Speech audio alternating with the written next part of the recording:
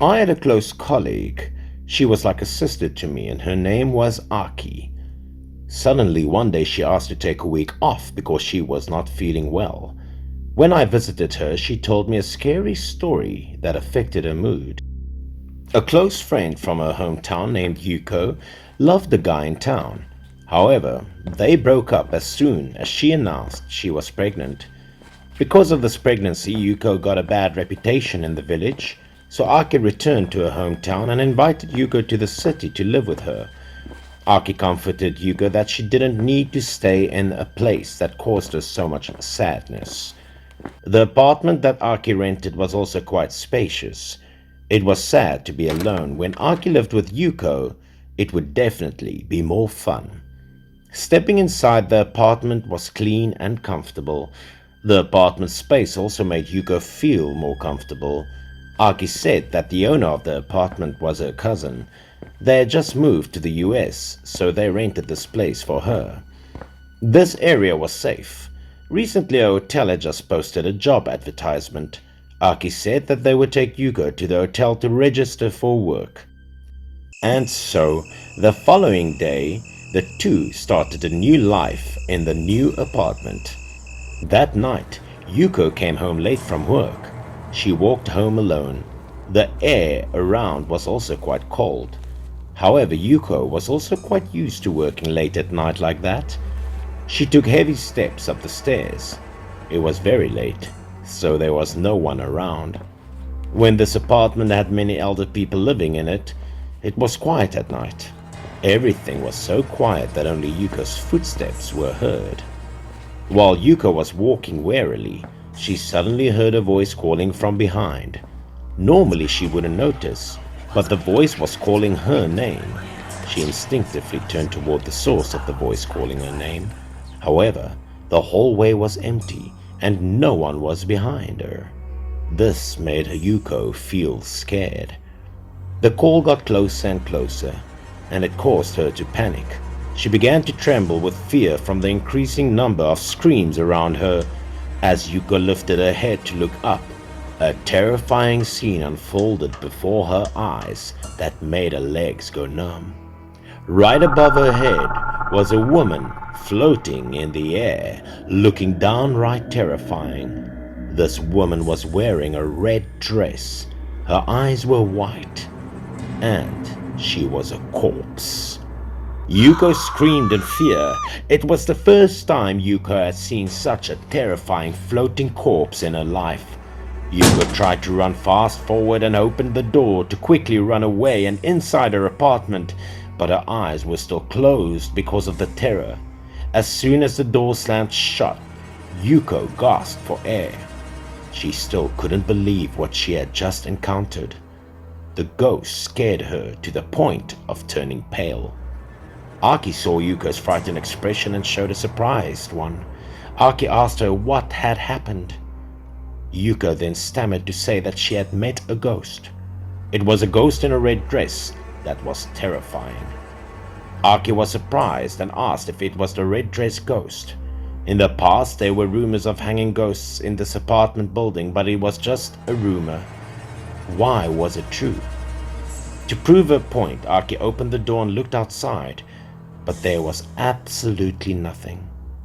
Aki said that maybe because Yuko was tired from work and pregnant, she was just hallucinating. But then Yuko claimed to have seen very clearly, even hearing the ghost's voice. Everything couldn't be an illusion.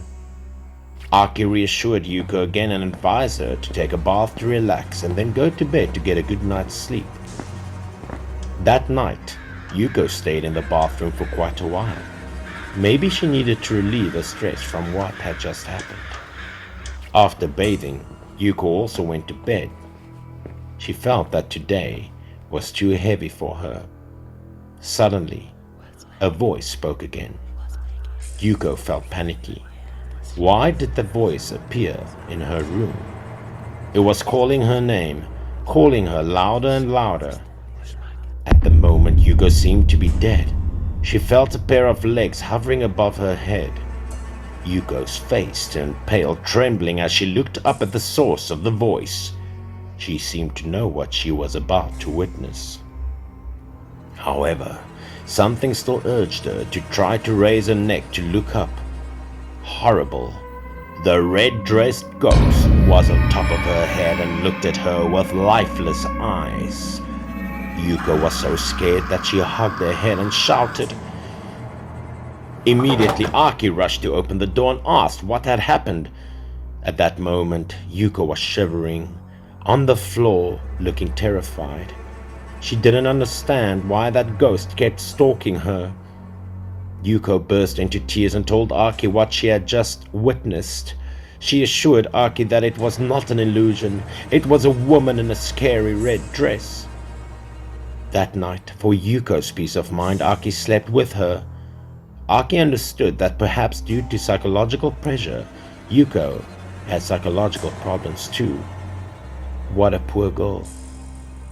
The following morning, the apartment complex suddenly became noisy. Aki was woken up by a noise. She turned to see Yuko, who was no more. Aki thought Yuko must have woken up early to get ready for work. However, there was a scream coming from outside, followed by more frantic screams. Aki was startled, not understanding what was going on. She immediately ran outside and asked the people nearby what was going on. The man told her that someone had committed suicide. Right on the stairs, a woman in a red dress was hanged. Her long hair fell to cover the girl's face. When Aki saw the creepy scene before her eyes, she couldn't believe it. It was Yuko. What horrible news! Why was she hanging herself in a red dress? I comforted Aki and said that maybe Yuko was too stressed from pregnancy and the breakup with her boyfriend. So maybe she came up with that woman in the red dress because maybe she had been contemplating death for a long time.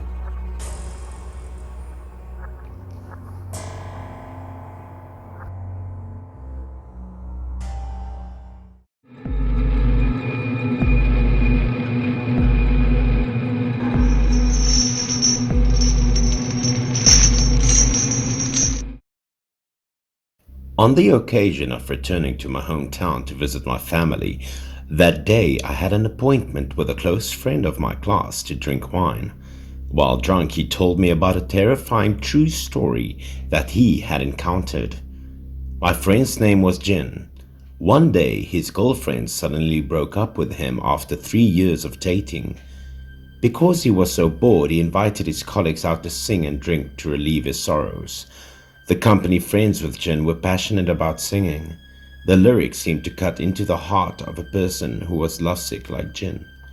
However, Jin still sat there and was sad. Jin also didn't want his friends to know that he was dumped by his lover. But the more he thought about it, the more the lyrics cut into his wound. This heart has always been for you, but why did you say goodbye so harshly? A friend saw Jin sitting sadly. He gave Jin the microphone and asked Jin to sing a song. He even joked, "Hey Jin, why do you look like you just got dumped, man? Cheer up! You want to sing a song?" As if he had been resentful for a long time, Jin felt like he was touched by pain. He burst into tears. It seemed that the alcohol had an effect on Jin and made him express his feelings. Jin cried loudly so that his two friends were embarrassed for him. They tried to calm him down. That night, after releasing all his sadness through songs, Jin said goodbye to his two colleagues and left. The two friends also did not forget to comfort Jin, and everything would be fine. When sending two friends to the taxi, Jin also slowly walked home. His state of mind now turned terrible again. Jin and his girlfriend had been in love since they went to college together and shared a lecture hall. The two were attached for life, and they had a beautiful love that they shared with one another. However, after graduation, it seemed that things changed with many temptations in society that made their feelings different. Jin was unable to do anything else. While he was thinking about those years, Jin almost arrived at home. Suddenly, a girl passed by him, causing him to stop. The figure was familiar. He turned his head to look. The figure looked back. Was that his girlfriend? He looked quite surprised. Jin thought that maybe his girlfriend went to his house to see him and wanted to come back with him, but because she couldn't find him at home, she returned. So just as he was about to chase the girl, turned right. Jin paused for a few seconds and then decided to go after her. He ran to the end of the alley, but it was strange that the girl went so fast. There was only in the darkness in front of the alley now. No girl. Without hesitation, Jin shouted his girlfriend's name and quickly chased after her. He was afraid of losing her again. Emotions running high, Jin tried to chase after her in the hopes of catching up and telling her how much he loved her, how much he missed her. However, strangely enough, the more Jin chased after her, the more she was nowhere to be found.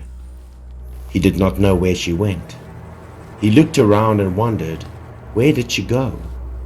The place was a dead end. While thinking that maybe he was blindsided due to drunkenness, Jin suddenly saw a bill in front of him. It was a large denomination bill. He paused for a moment with the idea of whether to pick it up or not. However, he didn't understand why he didn't want to pick up that bill. Something urged him to prioritize finding his girlfriend first.